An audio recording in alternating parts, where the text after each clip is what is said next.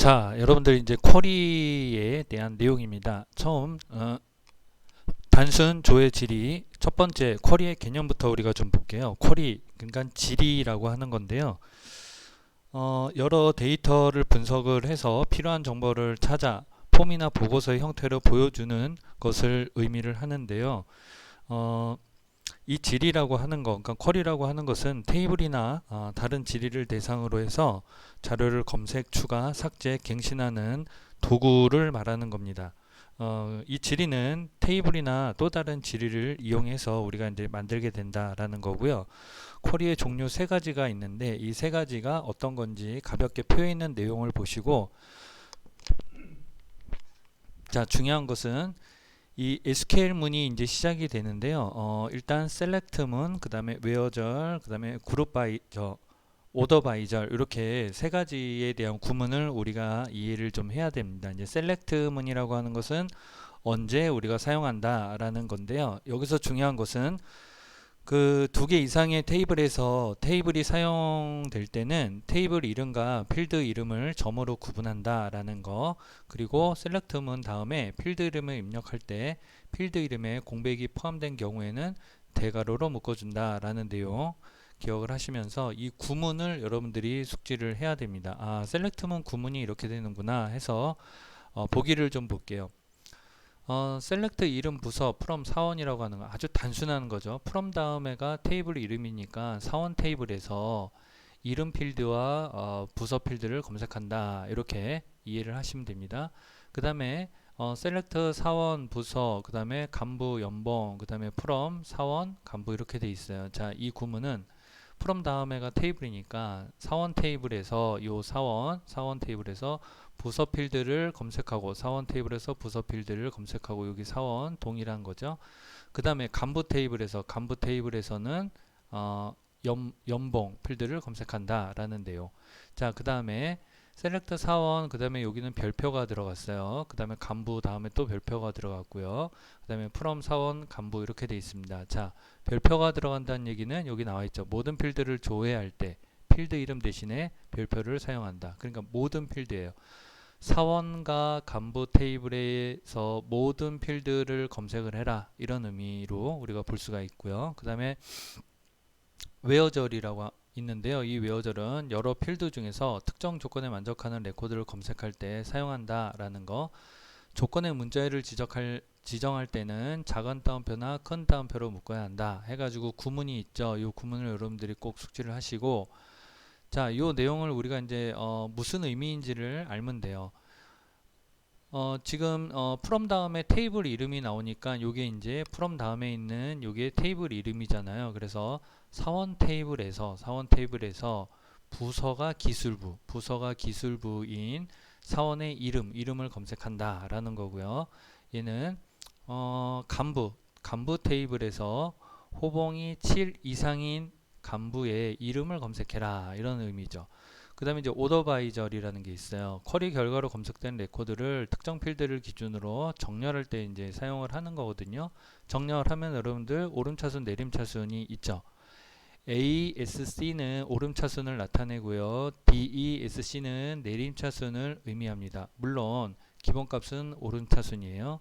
자, 거기에 따른 구문을 여러분들이 보시고, 그 다음에 이 내용을 보면, 자, from 다음에는 우리가 무조건 테이블 이름이 오죠. 그러니까 사원 테이블에서 이름을 기준으로 오름차순 ASC니까 오름차순 검색해라, 이런 거죠. 자, 그 다음에 두 번째는요.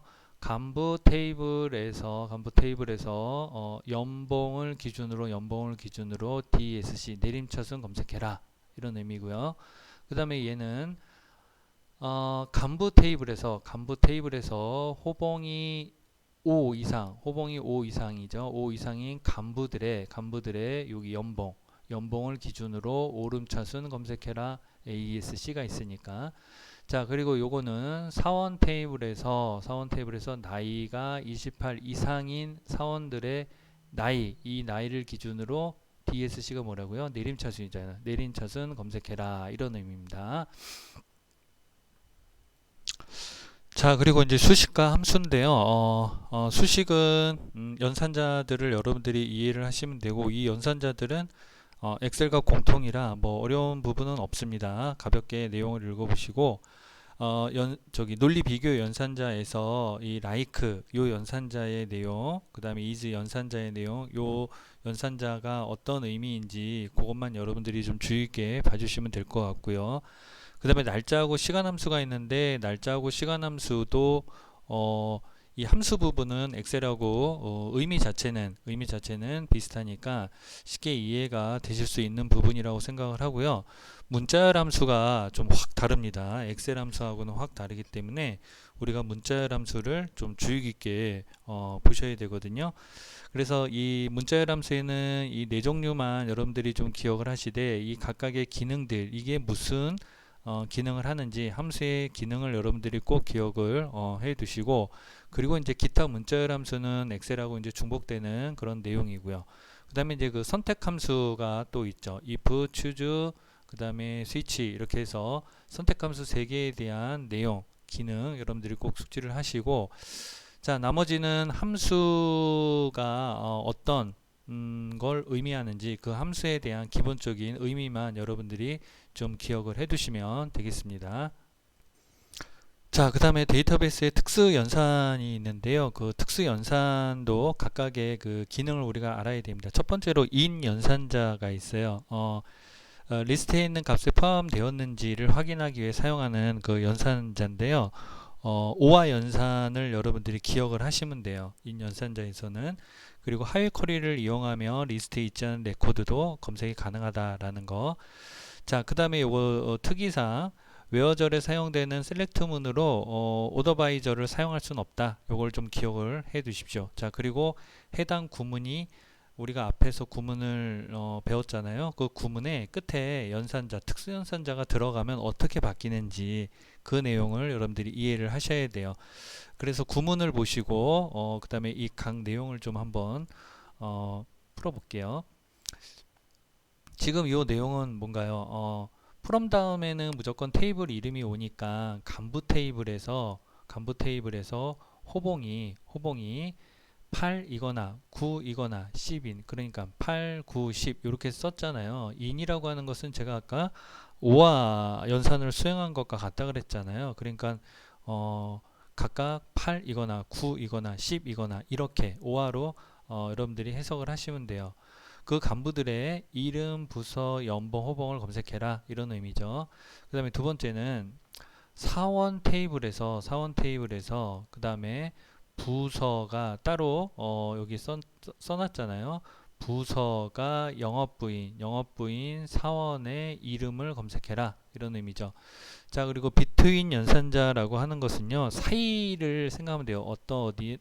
어디와 어디 사이, 이렇게 생각을 하시면 되고, 그래서 얘는 in과 다르게 오와 연산자를 생각을 하시면 돼요. 그래서 and 연산자를 생각을 하시면 돼요. 죄송합니다. 그래서 and 연산을 수행한 결과와 우리가 같다라고 볼 수가 있거든요. 필드 값이 between 연산자의 범위로 지정된 값 이내의 레코드를 검색을 해줘. 사이값이니까. 그래서 이 구문을 여러분들이 이해를 하시고요. 자, 그 다음에 이 내용을 한번 좀 볼게요.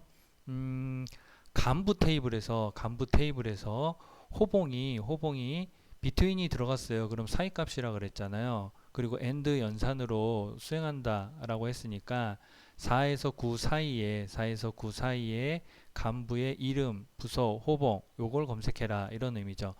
자, 그 다음에 요 두 번째는요, 또 똑같아요. 사원 테이블에서 나이가 between 사이값이라고 했으니까 27에서부터 30 사이인 사원의 모든 데이터를 검색해라, 이런 의미죠. 자, 그 다음에 like 연산자는요, 지리 문자와 심벌 기호를 이용을 해가지고 문자 안에서 일치하는 레코드를 검색할 때 사용하는 그런 연산자입니다. 그래서 like 연산자에서 사용하는 심벌 두 개를 여러분들이 좀 기억을 하셔야 돼요. 요 퍼센트는 모든 문자를 의미를 하고요. 밑줄 요거는 하나의 문자를 의미를 합니다. 모든 문자를 의미하는 것은 그동안 별표를 많이 이용을 했었죠. 근데 여기에서는 퍼센트를 사용한다라는 거, 그걸 여러분들이 꼭 기억을 해 두시고요. 구문을 역시 이 구문을 여러분들이 숙지를 하시고 여기 있는 그 보기를 통해서 한번 보도록 할게요. 자, 사원 테이블에서 이름이 박으로 시작하는 사원. 그러니까 박으로 시작하는 뭐 두 자일 수도 있고 세 자일 수도 있고 박으로 시작하는 모든 사원이죠. 이 사원의 모든 레코드를 검색해라 이런 의미고요. 그 다음에 두 번째 거는 사원 테이블에서 나이가 이 다음에 밑줄이 하나만 있어요. 이거는 뭐냐면 나이 테이블에서 나이가 2로 시작하는 그 사원, 그러니까 딱 두 글자죠. 2로 시작하는 그 다음 숫자까지 그 사원의 이름 부서를 검색해라 이런 의미입니다. 그리고 not 연산자라고 하는 것은요, 인수의 그 논리를 반대로 사용하는 그런 연산자죠. 그러니까 true는 false, false는 true 이렇게 변경을 하는 건데, 마찬가지 구문을 여러분들이 숙지를 하시고 그 다음에 여기 있는 보기를 좀 보면 어, 성적 테이블에서 학점이 not이 들어갔는데요. 여기는 in이 들어갔죠. in은 O와 연산과 같다 그랬잖아요. 그러니까 학점이 B이거나 C가 아닌 학생들의 학과, 학번, 학점 이걸 검색해라 이런 의미죠. 그 다음에 두 번째는요. 간부 테이블에서 호봉이 between이 들어갔어요. 그럼 사이 값이잖아요. and. 그래서 4에서부터 9 사이가 아닌 not이 들어갔으니까 아닌 간부의 이름 부서 호봉을 검색해라 이런 의미죠. 자, 그 다음에 이러한 그 키워드가 있는데요. 디스팅크트라고 하는 키워드는 테이블에서 중복을 제거한 레코드를 검색할 때 사용하는 그런 키워드입니다. 셀렉트문에서는 필드 이름 앞에 반드시 삽입된다 라는 점을 기억을 해 두셔야 돼요. 그래서 구문을 이해를 하시고 이걸 보시면 자, 사원 테이블에서 중복을 제거한 후 이름을 검색해라 이런 의미죠. 자, 필드 이름 앞에 들어간다 그랬죠. 그 다음에 두 번째는요. 간부 테이블에서 중복을 제거한 후 이름과 연봉을 검색해라 이런 의미가 되겠습니다. 자, 집단함수의 구문입니다. 집단함수에서는 그룹바이절과 해빙절 두 가지를 우리가 사용을 하는데 그 전에 집단함수에서 쓸 수 있는 그런 함수의 종류를 일단 기억을 하시고요. 그룹바이절을 좀 볼게요. 그룹바이절이라고 하는 것은 일단 생략이 가능한 그런 절이라고 우리가 볼 수 있고 지정 필드 목록에서 동일한 값을 갖는 레코드를 하나의 레코드로 결합할 때 사용을 한다라는 겁니다. 자, 그 다음에 그룹바이절은 레코드에 대한 요약값이 계산되지만 함수가 없으면 요약값이 생략된다라는 거 어떻게 보면 당연한 거고요. 그 다음에 필드 별명을 사용할 수 없으며 기본 행들은 명시된 필드의 순서대로 오름차순 정렬된다라는 점. 그 다음에 필드에서 널값은 생략되지 않지만 모든 SQL 계산함수에서는 널값을 계산하지 않는다라는 점 기억을 해 두시고 마찬가지 구문을 여러분들이 기억을 하시고 그 다음에 그 구문에 맞는 보기를 좀 볼게요. 자, 요거는 간부 테이블에서 부서별로 그룹바이가 들어갔으니까 그룹화한 후 부서에 그 연봉 썸이 들어갔죠. 썸 연봉이니까 연봉 합계를 구해라 이런 말이죠. 자, 두 번째는요. 간부 테이블에서 역시 마찬가지 부서별로 그룹화한 후 부서의 최고 연봉과 최저 연봉을 구해라 이런 의미죠. 자, 그리고 해빙절이라고 하는 것은요. 선택할 레코드를 결정하는 웨어절과 비슷한 기능을 하는데 그룹 바이 절로 레코드를 그룹화하고 해빙절로 그 다음에 화면에 나타날 때 레코드를 결정을 하는 것으로서 구문을 일단 순서대로 기억을 하시고 자, 보기를 좀 보면요. 요거는 간부 테이블에서 부서별로 그룹화한 후 부서가 영업부인 간부의 부서와 평균 연봉 함수 에버리지 함수가 들어갔죠. 그래서 연봉 평균을 구해라 이런 의미죠. 그 다음에 요거는요 사원 테이블에서 부서별로 그룹화한 후 부서가 영업부가 낫이 들어갔으니까 아닌 영업부가 아닌 사람들의 부서와 나이 평균을 구해라 이런 의미입니다. 자, 그래서 해명절과 외어절의 그 차이를 여기 이제 설명을 했는데 이 내용까지 여러분들이 좀 기억을 해두시고요. 그 다음 자, 다중 테이블을 이용한 질의로 넘어가도록 하겠습니다. 자, 그 다음에 조인입니다. 조인의 개념이 있는데요. 조인은 그냥 영문으로도 여러분들 우리가 좀 유추할 수가 있죠. 두 개 이상의 테이블에 그 나눠져 있는 그 정보를 한 개의 테이블처럼 사용하기 위해서 연결하는 그런 방법, 그것을 조인이라고 하는 거예요.